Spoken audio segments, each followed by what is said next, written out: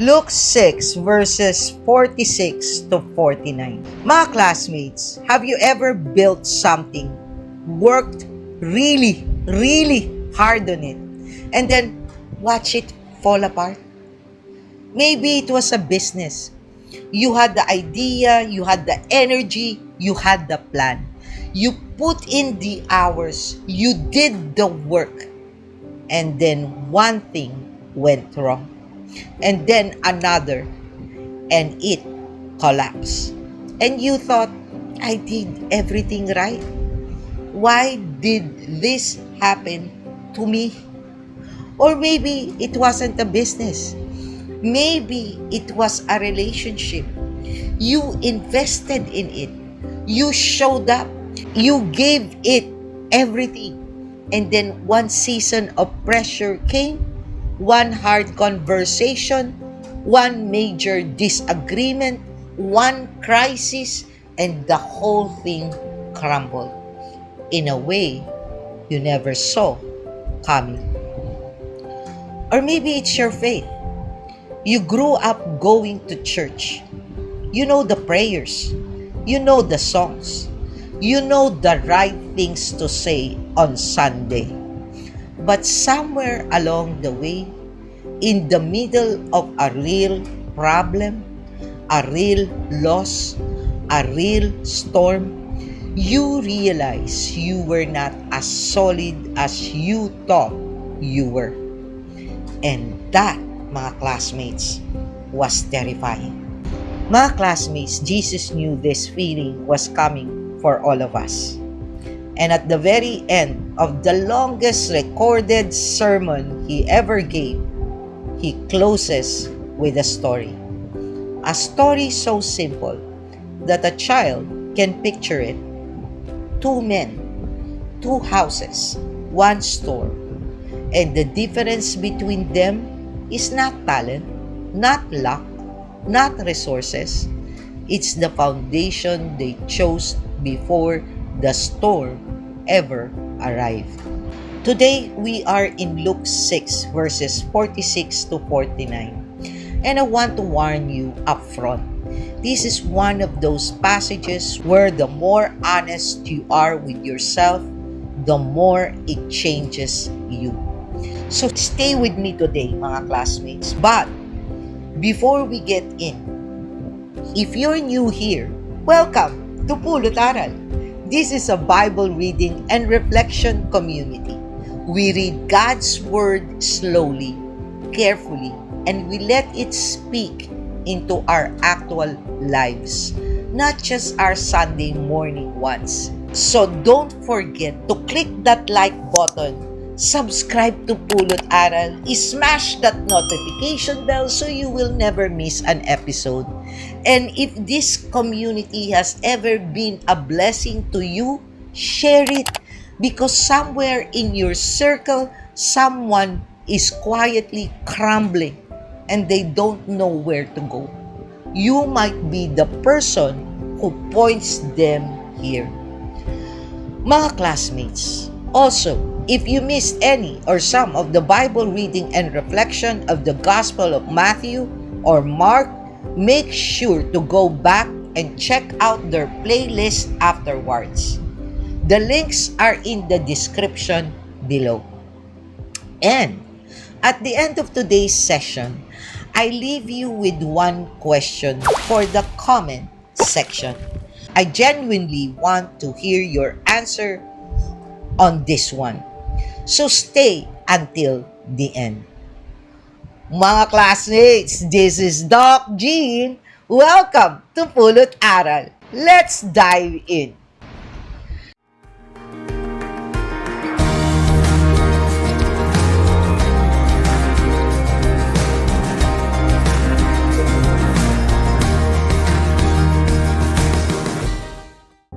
Mga classmates, let's put ourselves in the presence of our Lord and pray.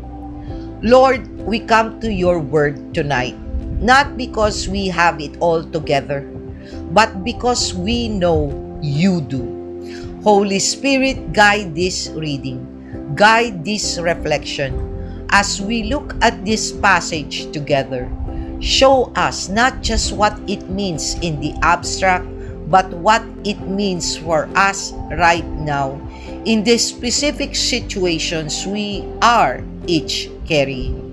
Because some of us, Lord, we are in the middle of a storm right now. And some of us are about to enter one without knowing it. Meet us here, Father God. Steady us. In Jesus' name, Amen. Mga classmates, let's read together. We are in Luke chapter 6 verses 46 to 49, and I will be reading in the ESV version. If you have your Bible and your Bible app open, read along. If not, just listen carefully because every sentence here matters. Build your house on the rock. Why do you call me Lord, Lord, and not do what I tell you?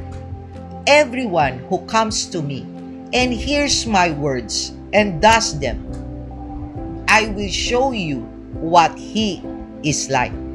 He is like a man building a house who dug deep and laid the foundation on the rock. And when flood arose, the stream broke against that house and could not shake it, because it had been well built. But the one who hears and does not do them is like a man who built a house on the ground without foundation. When the stream broke against it, immediately it fell, and the ruin of that house was great.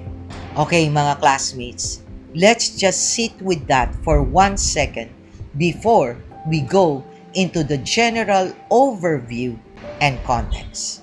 Luke 6 verses 46 to 49, general overview and context. Mga classmates, before we unpack the meaning, let's understand where we are in the story in Luke 6 verses 46 to 49. Because context is everything. Jesus has been teaching all of Luke chapter 6 from verse 20 all the way to verse 49 is one continuous sermon.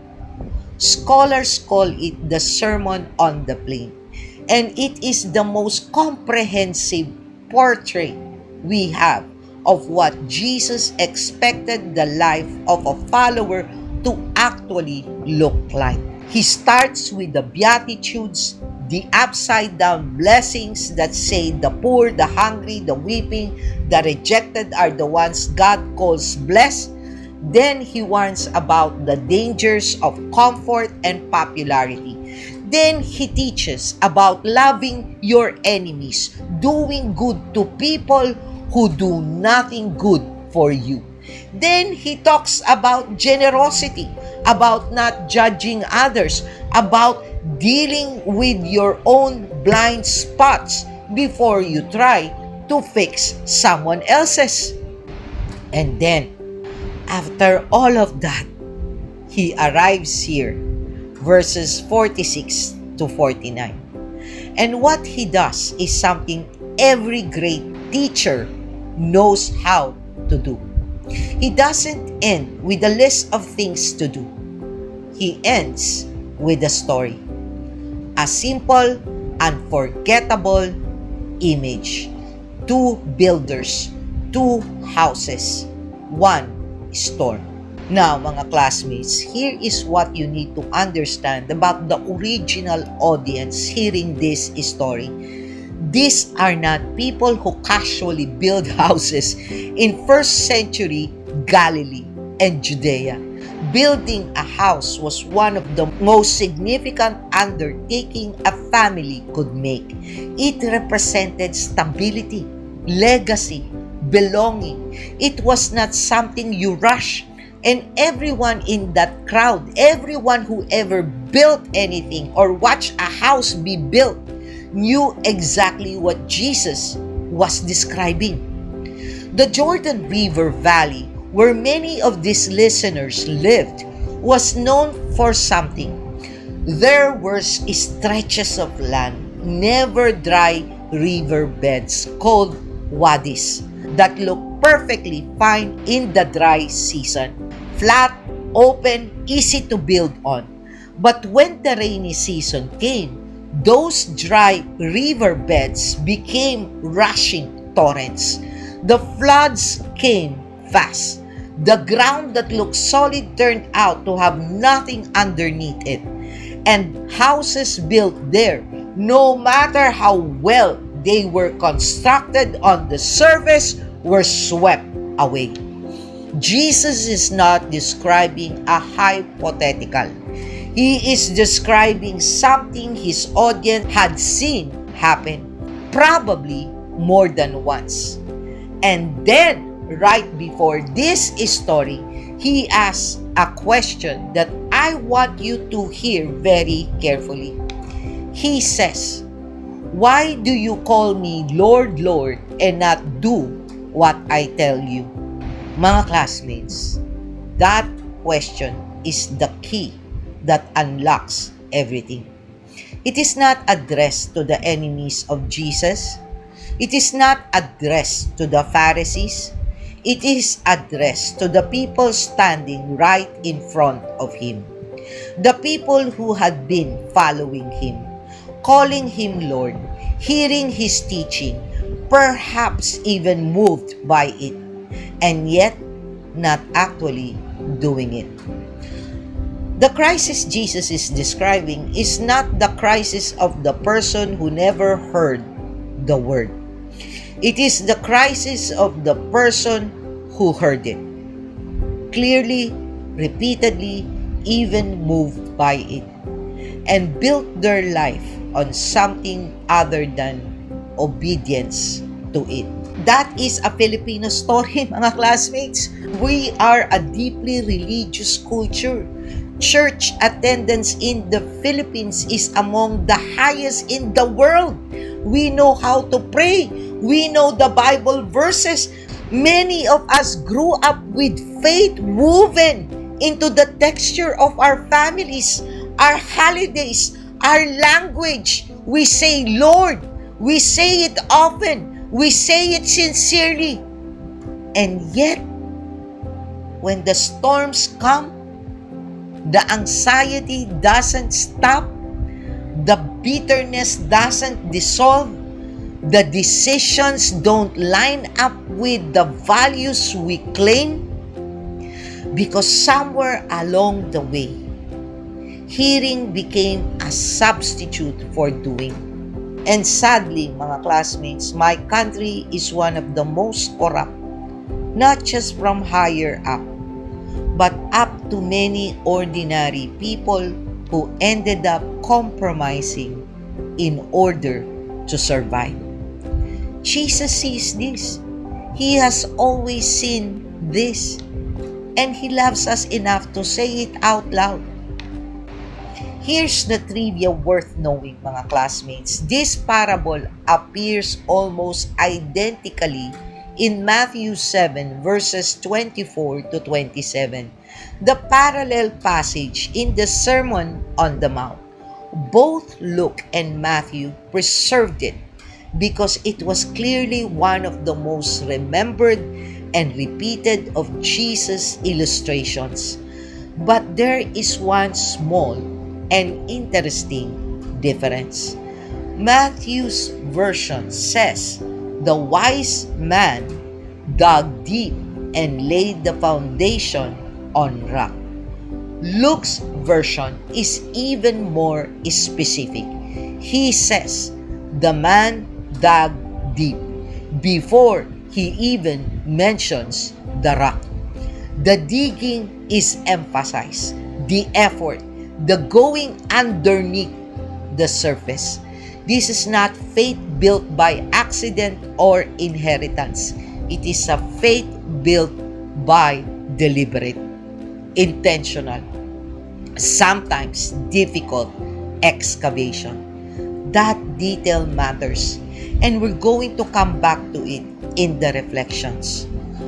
Also, If you've been following us through Luke chapter 6, you'll know that this passage is the direct conclusion to everything we've been studying in this sermon on the plain. If you haven't watched the episode of Luke 6 verses 37 to 42, the log and the speck, the blind leading the blind, I really encourage you to go back and watch it because the connection between those lessons and this one is incredibly important.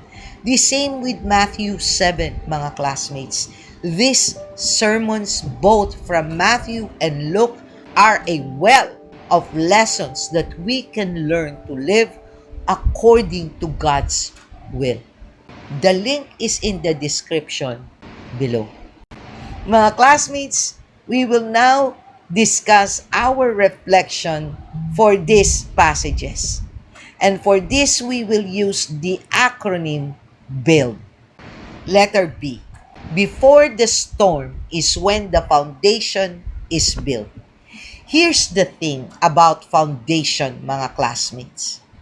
You never think about them when the weather is good, when life is comfortable, when the job is stable, the family is healthy, relationships are okay. Most of us are not urgently asking deep questions about what our lives are actually built on. We're just living, and that's fine. But Jesus is pointing out something we tend to miss. The storm does not reveal your foundation to you. It only reveals what was already there. The foundation was built or not built long before the wind arrived. This is why, mga classmates, so many people find themselves in a crisis of faith during the hardest moments of their lives. Not because God left them, but because in the easy seasons, they were hearing but not building, attending but not rooting, knowing the language of faith without doing the work of faith. Mga classmates, in Filipino family culture, we have a phrase about this. Pag may tiempo, meaning when there is time. We say we will pray more when there is time. We will read the word more when there is time. We will deal with that unforgiveness, that anger, that habit when there is time. And then the storm comes and there is no time. And we discover we are standing on sand that looks like it was always solid. The wisdom of Jesus here is not complicated. He is saying, do not wait for the storm to find out what your house is built on. Build now. Dig now. Do the word now while you still can. This is exactly what happened to me, mga classmates. When I was young, because of my handicap, I was bullied and went through some tough times. And in those moments, God became my best friend. Yet, when He gave me everything in college, I forgot all about Him until He removed those blessings in 1988. Then, He restored it all again because I once again searched for Him and called out to Him. And like Gomer, the unfaithful wife of the prophet Hosea, I became unfaithful to him again until he allowed me to go through the loss of my beloved father in 2002. He restored me again when I reached out to him. But like a broken record, I did the same thing. I forgot him again until 2019. So, mga classmates, as you can see, it took until I truly surrendered and accepted His grace in 2023. That was when I realized that in those last two horrendous events, I wasn't truly transformed and I have never really received His grace because one cannot truly have genuine conviction and eventual sanctification until one receives His grace through faith and through repentance. If you want to know my personal testimony, mga classmates, please do check it out and click the link above. And if you are like me in 1988 and 2002, someone who surrendered to God out of need rather than out of faith, but now feels like you have truly surrendered, yet you are not sure if you have indeed been born again, then check that video as well if you missed it. You, unless you do it, you don't actually believe it. This is the hardest one, mga classmates. So I want to say it gently, but I want to say it clearly. Jesus opens this passage with a question. Why do you call me Lord, Lord, and not do what I tell you? And what he is exposing with that question is a gap. The gap between declaration and action. Between what we say we believe and what we actually do. We declare that God is our provider, but our anxiety about money never goes down. We declare that God calls us to forgive, but we have not spoken to that family member in 3 years. We declare that our identity is in Christ, but our entire emotional state rises and falls based on what other people think of us. Mga classmates, Jesus is not accusing us of being hypocrites. He is diagnosing something more specific and more gentle than that. He is saying the gap between what you say and what you do is the exact size of the foundation you still need to build. The gap is not a verdict. It is an invitation. It is the specific place where the digging needs to happen. There is a word in the original Greek for do in this passage, poieho. It means to make, to produce, to carry out. It is active, it is ongoing, it is not a one-time decision, but a continuing practice. The house is not built in a moment of inspiration. It is built in the daily, sometimes boring, sometimes difficult practice of actually doing what Jesus says. This connects directly, if you remember, the Luke 6 verses 37 to 42 episode to the lesson about the log and the speck. The person who does the uncomfortable work of examining themselves, who actually removes the log, who actually goes through the difficulty of honest self-reckoning, that person is a builder. The person who hears the teaching about blind spots, nods, and changes nothing, that person is building on sand, even if they can quote the passages perfectly. It's not about how the house looks. It's about what's underneath. Here is something Jesus that does not say in this parable. He does not say that the house built on sand looked bad. He does not say it was poorly constructed, that it was small, that people passing by thought less of it. Both houses looked like houses. Both men had built something. From the outside, walking by on a calm day, they probably looked identical. This is the part that should keep us honest, mga classmates. It is possible to build a Christian life that looks exactly right from the outside. The church attendance, the vocabulary, the content you post, the ministry you're involved in, the image you project, and yet have almost nothing underneath it. Not because you're a bad person, but because the pressure to perform a version of faith has quietly replaced the practice of actually living it. Mga classmates, Filipino culture again understands this deeply.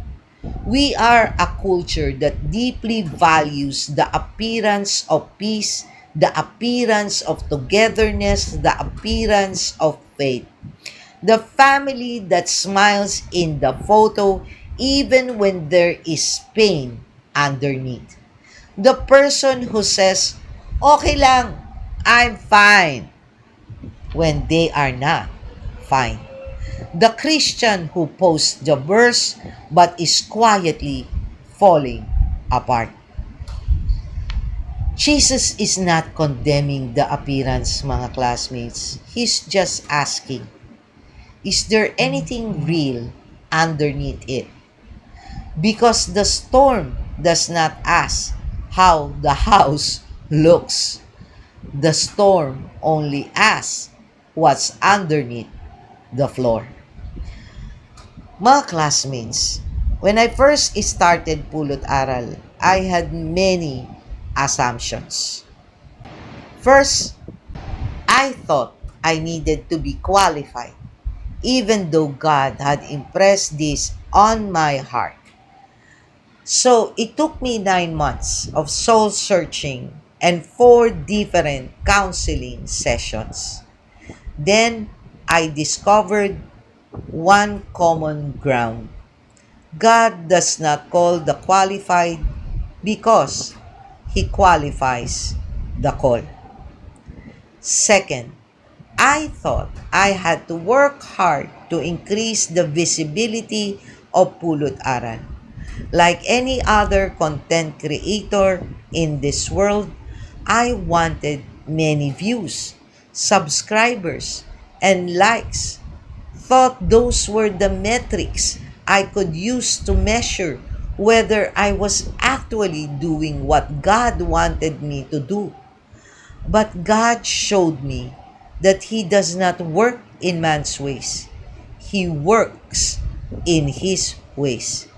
He needed to train me to correct my assumption that I should depend on man's metrics of success rather than His.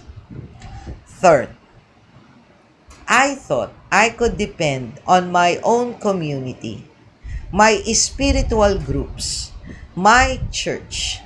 But again, God corrected that assumption.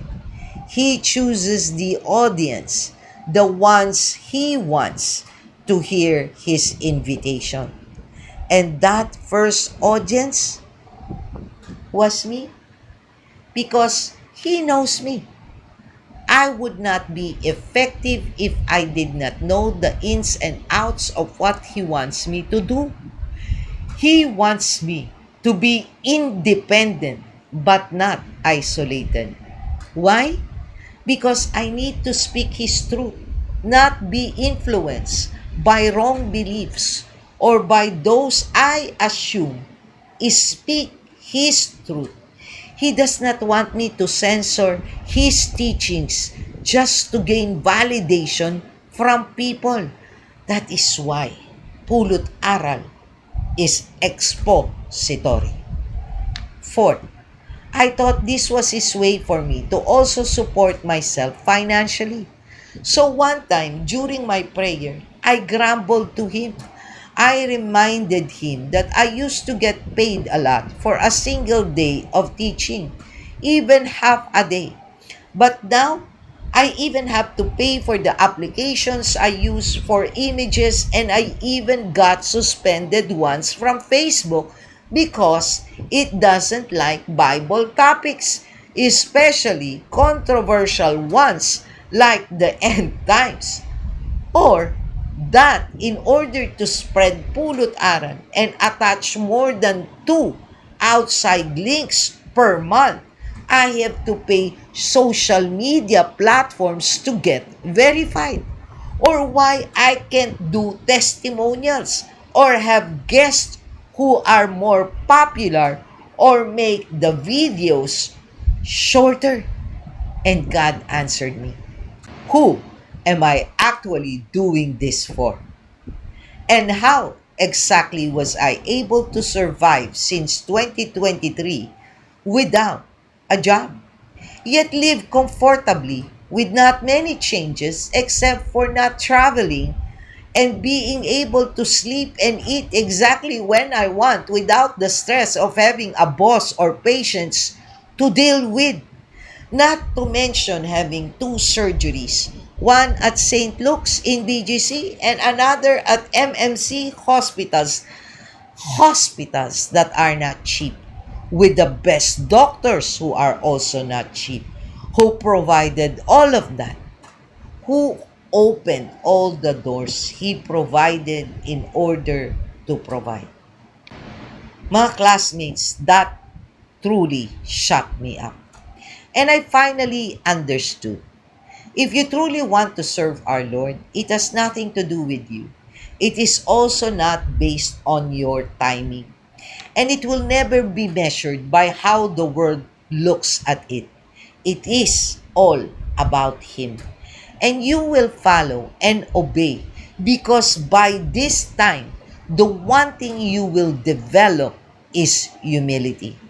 Without it, mga classmates, you will never truly do it for His glory and in His way. L. Lord means you follow. Not just that, you know. Mga classmates, let's come back to that question Jesus asked. Why do you call me Lord, Lord, and not do what I tell you? The word Lord in the Greek is kairos, means master, authority, the one whose instructions you follow, not just whose name you invoke. In the Roman world, calling someone kairos was not a casual title. It meant you have authority over my life. And Jesus is pointing out gently but clearly that you cannot call someone Lord and then live like they're just an advisor. An advisor gives you options. A Lord gives you direction. You can negotiate with an advisor. You follow a Lord. This is not about fear, mga classmates. This is about the internal logic of the relationship. If Jesus is who He says He is, if He is the one who built the universe, who holds eternity, who knows the end from the beginning, then His instructions are not suggestions to consider. They are the blueprint for a life that will stand. And here is what makes this so beautiful, mga classmates. He doesn't say, follow me or be destroyed. He says, follow me. And when the storm comes, and it will come, you will stand. Not because you are strong, but because your house is built on something that cannot be moved. D. Depth comes from digging, not from deciding. Remember, mga classmates, the trivia from the background section? Luke's version specifically emphasizes the digging. He dug deep, it says, and laid the foundation on the rock. The rock in the context of the whole Bible is not mysterious, mga classmates. In Matthew 16, Jesus uses the same imagery and says the church will be built on this rock. The Psalms refer to God as the rock over and over again. The foundation Jesus is talking about is Himself, His Word, His character, the reality of who God is. But the digging is yours. Digging is not exciting. Digging is not visible. Nobody watches you dig and applause. Digging is the private discipline of actually sitting with God's Word, not to make content, not to impress anyone, but to let it go deep into the place in you that still need to be changed. Digging is the prayer nobody sees. Digging is the forgiveness that cost you something. Digging is the obedience that nobody is checking on. And here is the promise. If you dig, if you do the word, and not just hear it, then when the flood comes, when the river rises, when everything around you shakes, the house stands. Not because you never suffer, not because the storm doesn't come, it comes for everyone, but because what you built your life on was never going to move in the first place. Mga classmates, that is the promise Jesus closes the entire Sermon on the Plain with. Not a list, not a threat, a promise. Build on me and you will stand. Before we close, mga classmates, one question for the comment section below, and I really want you to think about this one. If a storm hit your life tomorrow, and I mean real one, what part of your foundation do you know is solid? And what part do you know still needs digging? No performance answer, just honest ones. Drop it in the comment section below. Quick summary, mga classmates. Luke 6 verses 46 to 49 is the closing parable of the Sermon on the Plain. Jesus ends with two builders, two houses, one storm.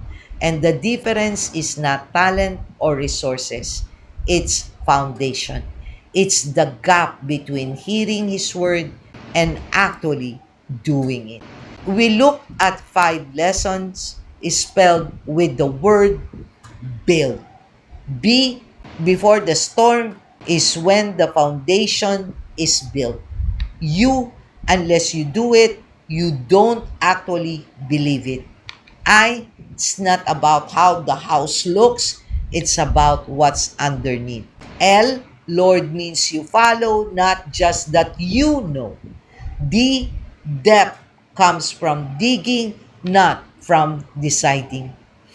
Mga classmates, if you missed the previous episode of Luke 6 verses 43 to 45, wherein Jesus uses the simple, powerful image of trees and fruit to teach us that what we produce on the outside is determined by what's inside us, go back and watch it. It connects directly to today. Link is in the description below. Mga classmates, thank you for joining me in today's Bible reading and reflection of Luke 6 verses 46 to 49. May God bless you all. Always stay safe and be healthy. This is Doc Jean. Bye!